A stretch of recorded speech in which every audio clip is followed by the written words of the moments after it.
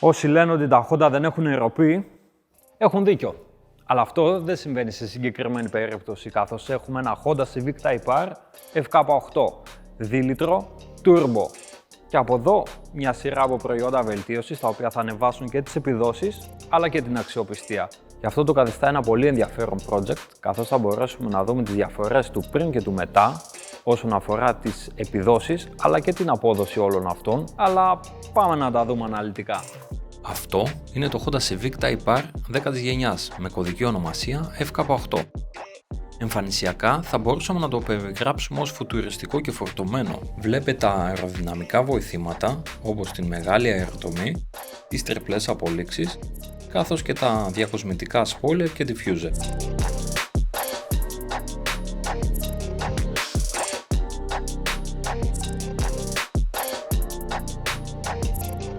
Αυτό όμως που προσδίδει αγριάδα στο Civic FK8 είναι η μεγάλη αεραγωγή στους προφυλακτήρες και το καπό, οι οποίοι δυστυχώς έχουν φανεί ανεπαρκείς όσον αφορά την ψήξη του μηχανικού συνόλου. Παρ' όλα αυτά, το Honda Civic αποτελεί ένα από τα πιο γρήγορα hot hatches της σύγχρονης εποχής και κατήχε μέχρι πριν το FL5 το ρεκόρ μπροστοκίνητου αυτοκινήτου παραγωγής στο Nürburgring Nordschleife. Τι βρίσκεται όμως κάτω από το καπό? 2 λίτρος Turbo VTEC κινητήρας με κωδική ονομασία K20 320 άλογα, σχεδόν 40 κιλά ροπής, συνδυασμένο με ένα μηχανικό κυβότιο ταχυτήτων 6 σχέσεων με μπλοκέ διαφορικό Twin Scroll Turbo και στη συγκεκριμένη περίπτωση το βλέπουμε σε πλήρως εργοστασιακή μορφή. Κάτι το οποίο θα ισχύει μέχρι σήμερα. Πώς όμως βελτιώνει το Civic κρατώντας τον καθημερινό χαρακτήρα του? Ήταν η ερώτηση του ιδιοκτήτη. Η απάντηση? Ένα πρώτο στάδιο βελτίωσης.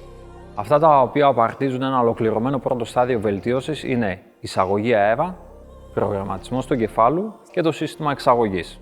Μέσα σε όλα αυτά, εμείς στην προκειμένη περίπτωση είπαμε να κάνουμε και μια ορθή επέμβαση και στο σύστημα ψήξης, μιας και είναι αυτό που απασχολεί πολλούς ιδιοκτήτες Civic Type R FK8.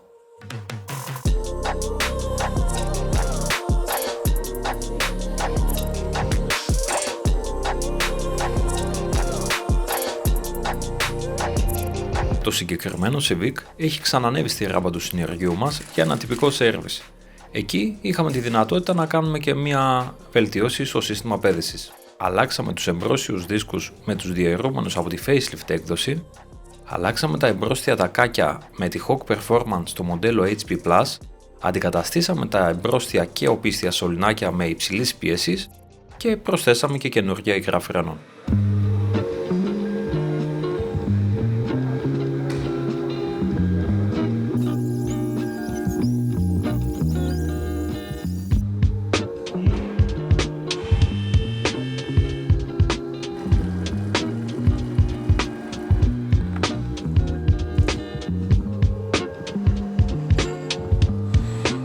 Το βασικό πρόβλημα που αντιμετωπίζει το FK8 σε συνθήκες γρήγορης οδήγησης είναι η υπερθέρμανση του κινητήρα.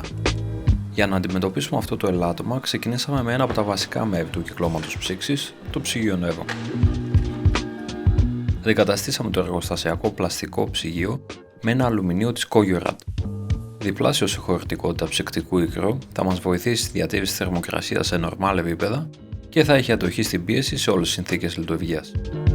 Ο σχεδιασμός του μας επιτρέπει τη χρήση των εργοστασιακών βεντιλατέρ και έτσι η εφαρμογή του είναι εύκολη και χωρίς μετατροπές.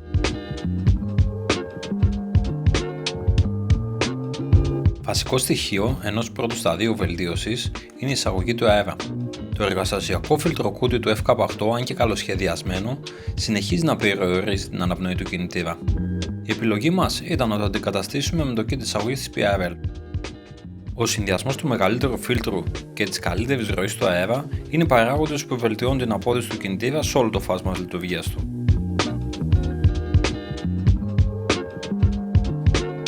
Το kit περιλαμβάνει τους απαραίτητους συνδεσμού και κολλάρα σιλικόνης, καθώς επίσης διατηρεί τη χρήση του εργοστασιακού αισθητήρα MAF, όπως και την αρχική βάση στήριξης για το φιλτροκούτι.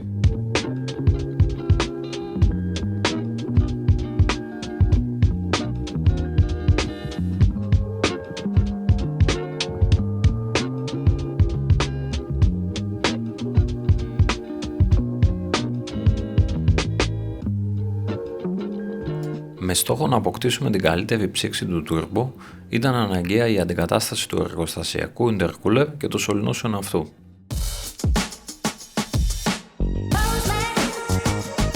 Εξοπλιστήκαμε με ένα από τα καλύτερα kit intercooler της αγοράς, αυτό της Airtec.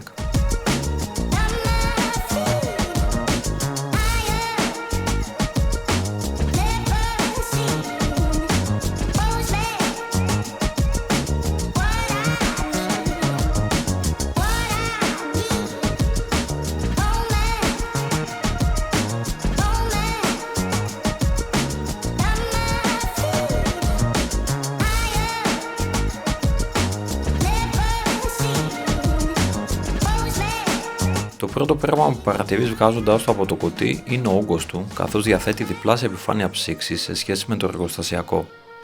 Η ποιότητα κατασκευής του, σε συνδυασμό με τη μεγαλύτερη επιφάνεια ψήξης, παρέχει άμεσα πολύ μεγαλύτερη ποσότητα αέρα, κάτι που μεταφράζεται σε χαμηλότερες θερμοκρασίες εισαγωγής και πιο σταθερή απόδοση του κινητήρα σε συνεχόμενη πίεση. Η λεπτομερή σχεδίασή του βοήθησε πολύ τον περιορισμένο χώρο του FK8, κάνοντας την τοποθέτηση τόσο του intercooler όσο και των σωληνώσεων να διατηρούν την εργοστασιακή διάταξη χωρίς προβλήματα.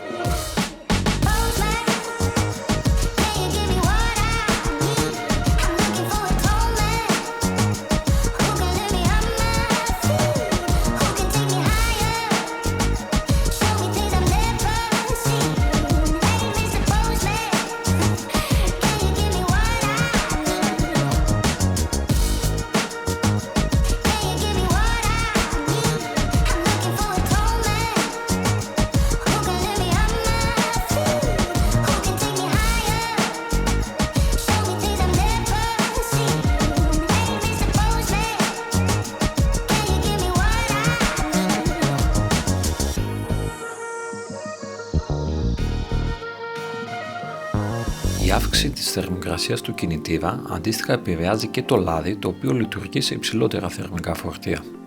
Για να βελτιώσουμε τη σωστή θερμική διαχείριση, κρίθηκε απαραίτητη η τοποθέτηση του ψυγείου λαδιού της Airtec. Το ψυγείο λαδιού της Airtec είναι ειδικά μελετημένο για το FK8 με τη θέση τοποθέτησής του πίσω από την κρύα του προφυλακτήρα, έχοντας έτσι το πιο άμεσο σημείο ψήξης. Η προσθήκη του εξωτερικού ψυγείου λαδιού είναι αυτό που θα μας βοηθήσει στη διατήρηση σταθερών θερμοκρασιών του FK8, ακόμη και σε πιο απαιτητική χρήση.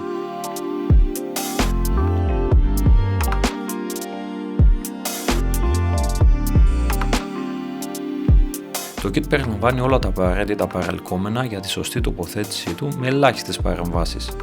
Με αυτές τις βελτιώσεις, το αποτέλεσμα που θα έχουμε είναι μια πιο σταθερή λειτουργία του κινητήρα, με καλύτερη αντοχή σε συνεχόμενη πίεση και συνολικά με καλύτερη αξιοπιστία του κινητήρα.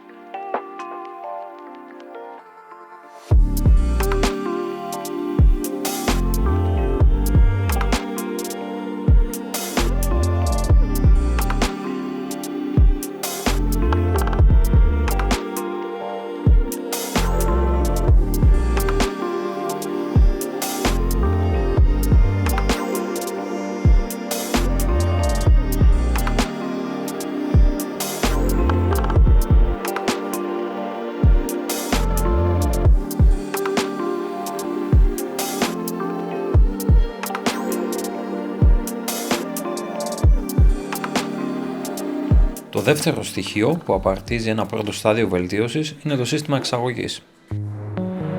Ο εργοστασιακός καταλύτης του FK8 αποτελεί το μεγαλύτερο εμπόδιο για τα καυσαέρια, προκαλώντας back pressure και αυξημένες θερμοκρασίες. Γι' αυτό λοιπόν επιλέξαμε το Decad Downpipe της SRS, το οποίο καταργεί τον καταλύτη επιτρέποντας το turbo να σπουλάρει πολύ πιο γρήγορα.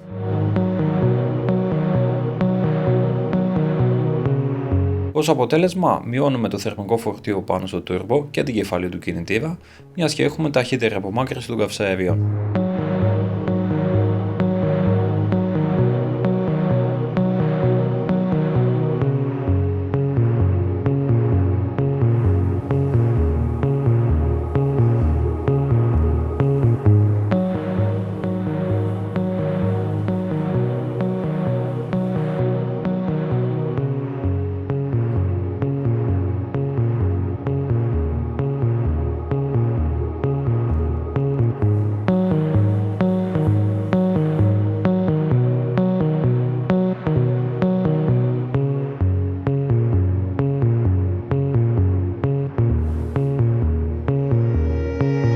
Και ένα ακόμη ενδιαφέρον προϊόν το οποίο θα πλαισιώσει το project είναι το ολοκληρωμένο σύστημα εξάτμισης SRS, το οποίο αντικαθεστά όλο το σύστημα εξάτμισης και από το downpipe, το οποίο έχουμε αντικαταστήσει στην ουσία το καταλύτη του αυτοκινήτου μετά το turbo με ένα decat σύστημα, το οποίο είναι high flow. Έτσι, έχοντας τη δυνατότητα λοιπόν να έχουμε και τα δύο συστήματα μπροστά μας, παρατηρούμε την εργοστασιακή εξάτμιση, η οποία πέρα από το οπτικό κομμάτι της ταλαιπωρημένης οξυδωμένης εξάτμισης, είναι και αρκετά φημωμένη όσον αφορά τη ροή των καυσαερίων. Το σύστημα της εξάτμισης βλέπουμε ότι έχει δύο μεσαία καζάνια και τις τελικές απολύξεις.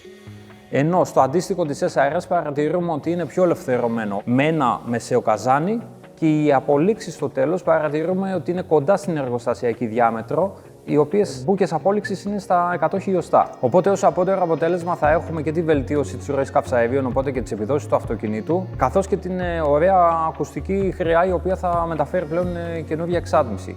Επίσης, ένα σημαντικό πλεονέκτημα που έχουν όλες οι aftermarket εξατμίσεις είναι ότι είναι εξ ολοκλήρου κατασκευασμένες από ανοξίδωτο ατσάλι. Όσον αφορά το τεχνικό κομμάτι, στο συγκεκριμένο σύστημα εξάτμισης SRS παρατηρούμε ότι η διάμετρος του σωλήνα είναι στα 70 χιλιοστά. Εν αντιθέσει με το εργοστασιακό σύστημα, το οποίο το μετράμε σχεδόν στα 60 χιλιοστά, 59-59,5. Και ένα τελευταίο όσο αφορά το κατασκευαστικό κομμάτι της εξάτμισης είναι ότι η εταιρεία έχει διαμορφώσει το σύστημα έτσι όλα τα κομμάτια της να συνδέονται το ένα με το άλλο με σφιχτήρες. Το οποίο αυτό θεωρητικά θα μας βοηθήσει και στην πιο ωραία εφαρμογή της εξάτμισης.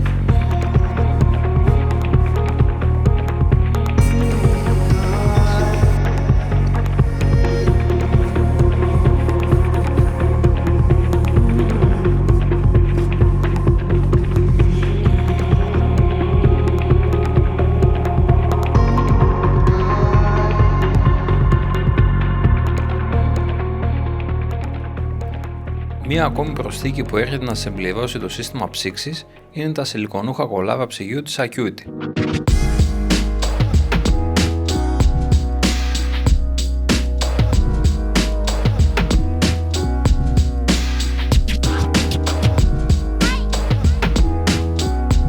Τα συγκεκριμένα χαρακτηρίζονται ως reverse flow, ανακατευθύνουν το ζεστό νερό που εξέρχεται από τον κινητήρα προς το κάτω μέρος του ψυγείου μακριά από την εισαγωγή του αέρα. Με αυτόν τον τρόπο μειώνεται η μεταφορά θερμότητας προς την εισαγωγή του αέρα, βοηθώντας τη διατήρηση χαμηλότερων θερμοκρασιών στον αέρα του κινητήρα.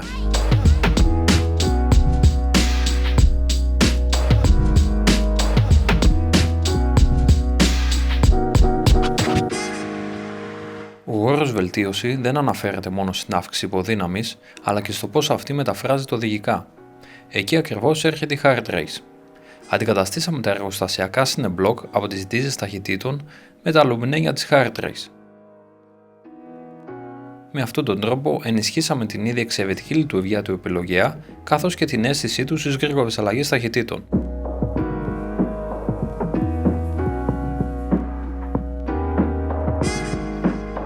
Η ενισχυμένη βάση της hard race στην κόντρα του κινητήρα μείωσε δραματικά την ταλάντευσή του στις γρήγορες αλλαγές και έδωσε την αίσθηση σταθερότητας που χρειάζεται.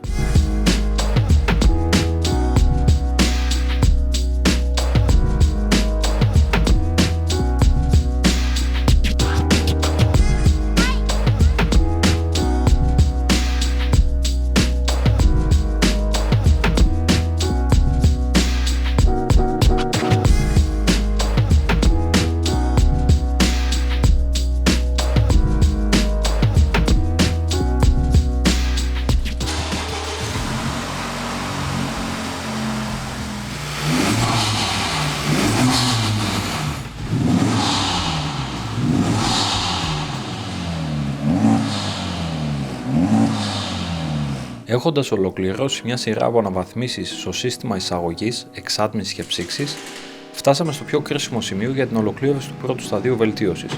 Αυτό είναι ο αναπραγματισμός του εγκεφάλου.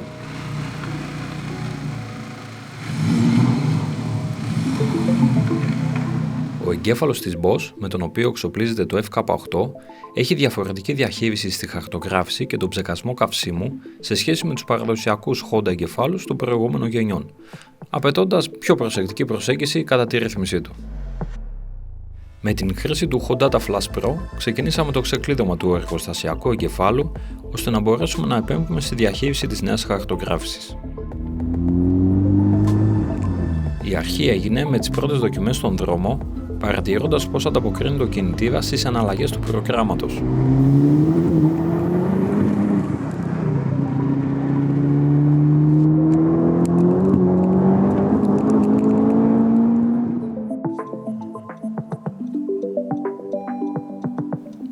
Εφόσον το αυτοκίνητο ανταποκρίθηκε άψογα, ήταν η ώρα να πάρουμε πραγματικά δεδομένα στο δυναμόμετρο. Στο δυναμόμετρο έχουμε τη δυνατότητα να πιέσουμε με ασφάλεια το αυτοκίνητο για να κάνουμε το τελικό fine-tune του εγκεφάλου, αλλά και να δούμε την απόδοση του πρώτου σταδίου βελτίωσης.